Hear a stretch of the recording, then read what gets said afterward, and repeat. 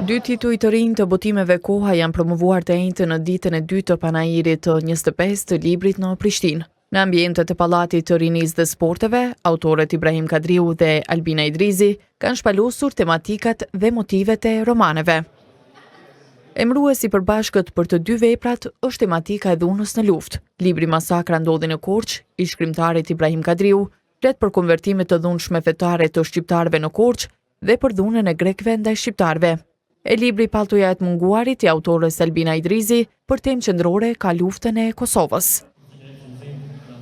Në promovimin e librit të parë kanë qenë të pranishëm përveç autorit edhe recensenti i librit Gjevat Sylla dhe përkthyesi Elvi Sideri.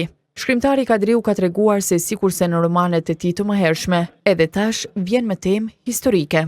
Në këtë roman, si edhe në romanet tjera, kam huazu tema historike, cilat me bëjnë mjaft për shtypje dhe i përkushtoj kohë. Dhe me thonë, edhe kë roman mbështetet në faktografinë historike, do nëse është larg Kosovës, por tematika është e tillë njësoj siç ka ndodhur në Kosovë në vitet 1912, 13, 14 e tutje. Recensenti i librit të Ibrahim Kadriut, Gjevat Sylla, ka thënë se në librin e tij ka ngjarje të shtypjes e të dhunës, përveç ndaj njerëzve të zakonshëm, edhe ndaj autoriteteve. Në romanin e tij më të ri, Masakra ndodhi në Korçë, në një dinamik ngjarjesh që ndodhin në atmosferën e zymt korçare, defilojnë emra të zakonshëm, por edhe emra autoritetësh, ndaj të cilëve nuk ka kurfar mëshire. Përkthyesi Elvi Sideri, që është nga Korça, pikërisht vendi për të cilin bëhet fjalë në roman, ka thënë se për të është një ndjesi e veçantë ta ketë në duar një roman kushtuar vendit të tij të lindjes. Të lexoj sot një roman kushtuar Korçës, banorëve të saj të fisë me kryeneç, e sidomos një periudhë historike kyçe për Korçën, Shqipërinë e shqiptarët përgjithësi, është një ndjesi më tepër se e veçantë. E faqet e këtij libri kaq të hyrë, fryti mendjes gjithnjë, akoma e më të i padyshim. Pjellore të shkrimtarit më i njohur nga Kosova, Ibrahim Kadriu, njeriu që ka ndenjë ti e mik, përkundër dallimit tonë tekstuar në moshë. Për promovimin e romanit Palltoja e të munguarit, në panel kanë qenë shkrimtarja Dije Demiri Frangu dhe profesor Arsim Halili. Vetë autorja Albina Idrizi ka thënë se nga momenti i publikimit, romani i përket publikut.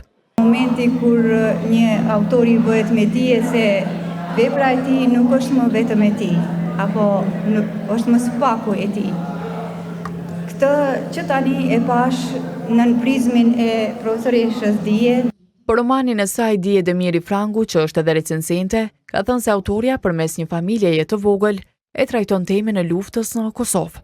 Albina thjesht mënyrën e qasjes ndaj luftës e ka shumë specifike. Këtu lufta është tema, është motivi, është kauza, po është interesant se këtë luftë të madhe Albina e zhvillon përmes një familjeje të vogël, përmes fatit të njerëzve të vegjël, atyre që ishin para roja të dheut. Arsim Halili, për përdorimin e rrobës brenda librit, ka thënë se nuk ka qenë i rastishëm. Përkundrazi, sipas tij, në letërsi është shumë i zakonshëm si simbolik për treguar gjendjen fizike e shpirtërore të personazheve. Kjo nuk është rasti përdorimi simbolikës së rrobës. Në këtë rast mendoj se kjo është e mirë menduar nga shkrimtarja Idrizi, duke ditur se simbolika rroba në letërsi është një mjet letrar i përdorur dhe i shprehur në identitetin e statusit social, gjendjes shpirtërore ose ndryshimit të karakterit të personazhit. Për botimin e krijimtarisë së dy shkrimtarëve është kujdesur botimet koha, që këtë vit në panair të librit vjen me 4 botime të reja dhe me mbi 150 tituj me zbritje.